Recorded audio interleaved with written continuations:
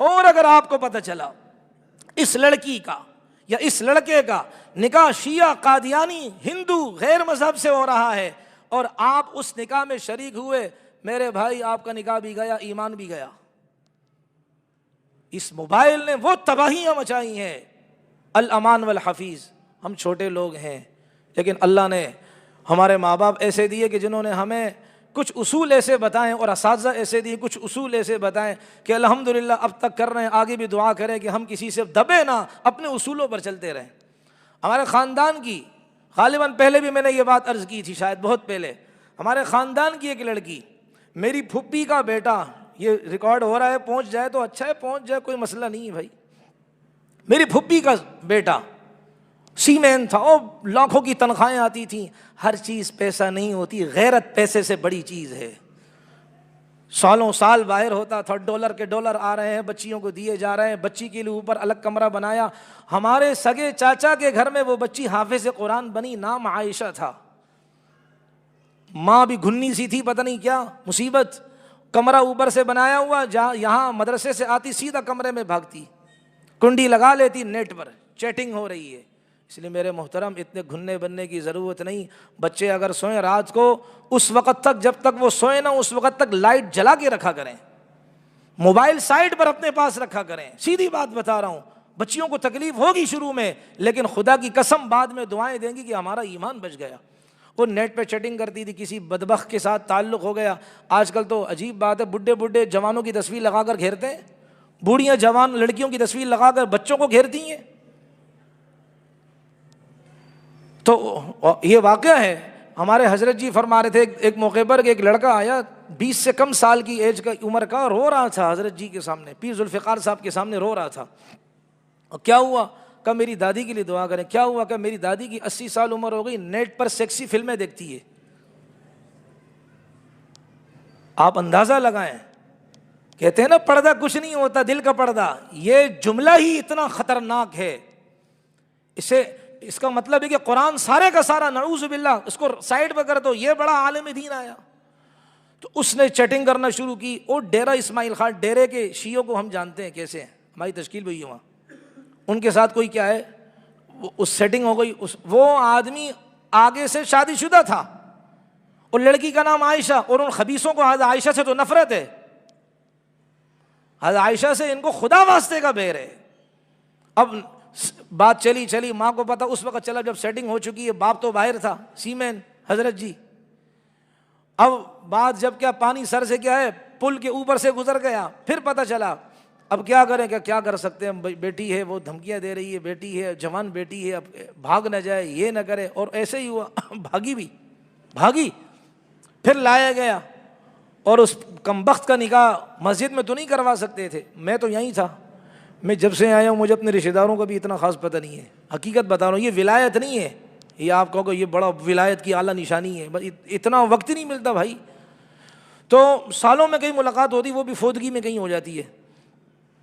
تو مجھے تو بعد میں پتہ چلا کہ جی باقاعدہ وہاں شادی حال میں موبائل پولیس کی کھڑی تھی، اور اس آدمی کا پتہ چلا کہ یہ شیعہ ہے، مسجد میں نکاح نہیں کروا سکتے، اور اس لڑکی کے چچا وغیرہ بھی تھے اور دیگر بھی آئے تھے، یہ اتحاد کا چورن بیچنے والے، حکمت بصیرت کا چورن بیچنے والی بھی کیا ہے وہاں جمع تھے، اور نکاح کیا۔ ہم نے کہا ادب کے ساتھ، جو اس نکاح میں شریک ہوا سب کا نکاح کیا ایمان بھی گیا، اس لیے کہ حلال حرام اکٹھا نہیں ہو سکتا۔ وہ شیعہ بدبخت، اور پھر عائشہ کا نام تبدیل کر دیا، اس نے کوئی اور نام رکھا ہے، اس لیے کہ ان کو حضرت عائشہ سے نفرت ہے۔ میرے محترم یہ بات ہے، اس لیے اگر کوئی شیعہ کسی لڑکی کو ٹکر جائے، یا کسی لڑکے کو شیعہ لڑکی ٹکر جائے، ارے گوری چمڑی کو مت دیکھو، اس کے حسن کو مت دیکھو، خاک ہو جائے گا یہ حسن، مٹی میں مل جائے گا یہ حسن، باقی رہے گا نام اللہ کا اور اللہ کے حبیب کا اور اللہ کے حبیب کے صحابہ کا۔ تو اس لیے میرے محترم اپنی بچیوں سے درخواست کریں، لڑکے آپ سے میں عرض کرتا ہوں خدا کے لیے، کسی حسینہ، ایسی حسینہ جو گندے عقیدے والی ہو، اس کے چکر میں مت پھنسنا۔ یہاں ہی کا ایک لڑکا ہے، اس نے مجھے کہا میری پھپھی کا نکاح ہم نے کروایا، ہمیں پتہ نہیں تھا، سولجر بازار میں کسی قادیانی گھرانے میں نکاح ہوا اس کا، اور قادیانی تو زندیق ہے، زندیق اس زمانے کا، جو نبی علیہ السلام کی ختم نبوت کا منکر ہو وہ زندیق ہے بھائی۔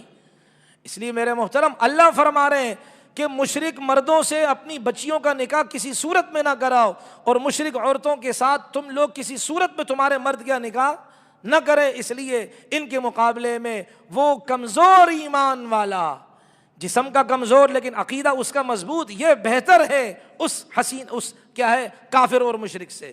اور وہ کمزور بدن والی ایمان والی عورت، وہ اس حسینہ، اس مشرکہ عورت سے بدرجہ کیا ہے بھائی، بہتر ہے، اس لیے کہ ایمان والے کے دل میں اللہ نے کلمے کا نور رکھا ہے۔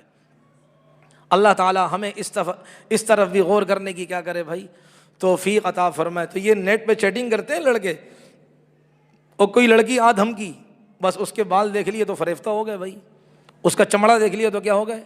وہ ہمارے وہ کہتے ہیں نا علامہ رومی رحمۃ اللہ علیہ غالباً، یا شیخ سعدی کہتے ہیں، کہا بھائی جس کے زلفوں کی خاطر تم سمرقند اور بخارا قربان کر رہے ہو نا، یہ زلفیں یوں ماری تو سمرقند اور بخارا قربان کریں گے، ایک زمانہ آئے گا جب یہ بوڑھی ہوگی، وہ کھوتی کے دم کی طرح اس کے بال ہوں گے، پھر جب تم اس کو دیکھو گے تم آلو بخارا بھی قربان نہیں کرو گے۔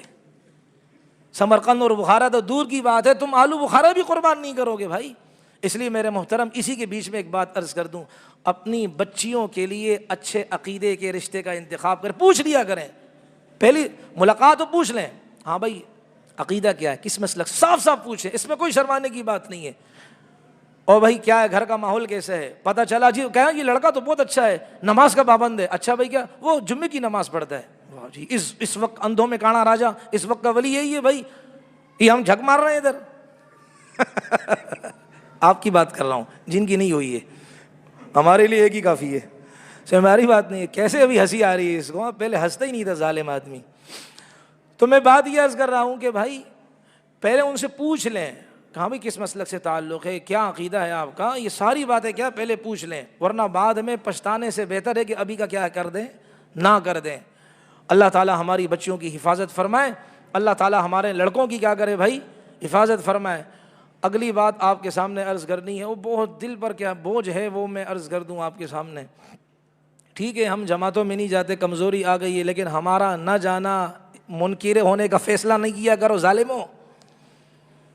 یہ بعض بدبخت ہیں جو اپنے ائمہ کرام کے اوپر فتوے ٹھوک دیا کرتے ہیں، بد نصیب ہیں وہ، ان کے اپنے اتنے کام ہیں، مت پوچھو۔ رات کو 2 بجے تک کتاب پڑھ سکتے ہو، صبح اٹھ کر پھر 7 گھنٹے 6 گھنٹے پڑھا سکتے ہو، ہر ایک کی اپنی لائن ہے بھائی، ہم وہ احسان نہیں جتلا رہے ہیں۔ لیکن بات یہ عرض کر دوں، بڑا دل پر کیا بوجھ ہے، ہم بھی تبلیغی گھرانے کے بچے ہیں بھائی، ہمیں بھی اپنے ابا نے انگلیاں پکڑ کر مدنی مسجد کے راستے دکھائے، الحمدللہ۔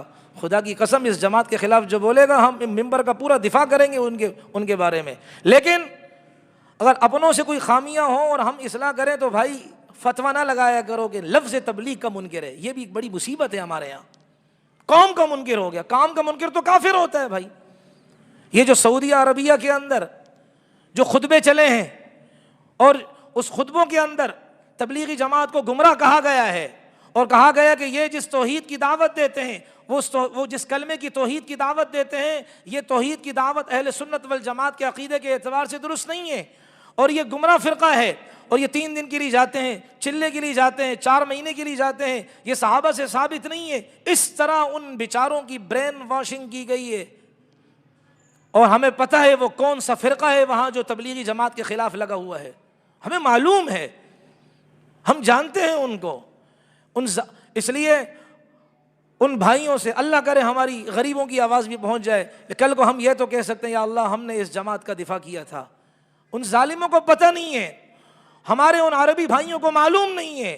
ایھا الاخوۃ الکرام قد جاءکم المخبر الذي يقول ان جماعت التبلیغیہ ان عقائدکم فاسدۃ لا ينبغي لكم ان تقولوا لمثل هذا۔ ارے کوئی آدمی اس طرح کہہ دے کہ تبلیغی جماعت کے عقیدے فاسد ہیں، تمہارے لیے مناسب نہیں ہے۔ ارے تم قرآن کی طرف رجوع کرو، تم کسی انسان کی بات میں آ کر فتویٰ دے دیتے ہو۔ قرآن میں اللہ نہیں فرماتا یا ایھا الذین آمنوا ان جاءکم فاسق بنبأ فتبینوا ان تصیبوا قوما بجہالہ، کہ اے ایمان والو کوئی فاسق آدمی کوئی بات تمہیں بتا دے، پہلے تم اس کی تحقیق کر لو، تفتیش کر لو بات کیا ہے، پھر جا کر کیا اس کی تہہ تک پہنچو۔ کیا قرآن کریم میں نہیں آتا اجتنبوا कसीरम मिनज़्ज़न इन्न बाज़-ज़न्न इस्मुन, बहुत सी बदगुमानियों से बचो। ये कितनी बड़ी बदगुमानी है इस तबलीगी जमात के अकाबिर के बारे में, इस तबलीगी जमात के बारे में कि इनके अकीदे फासिद हैं और ये कलमे की तशरीह सही नहीं करते। अरे क्या कलमे की तशरीह कैसे सही नहीं करते? ऐन कुरान के मुताबिक तशरीह होती है। क्या अल्लाह ने कुरान में ये नहीं फरमाया यफ़अलु मा यशाउ व यख्तार, अल्लाह जो चाहे वो करता है? ये हमारे भाई 6 नंबर में ये नहीं कहते कि अल्लाह जो चाहे वो करता है। क्या कुरान करीम के अंदर ये नहीं आता इन्नल्लाह अला कुल्ली शैइन क़दीर, अल्लाह हर चीज पर कुदरत रखता है?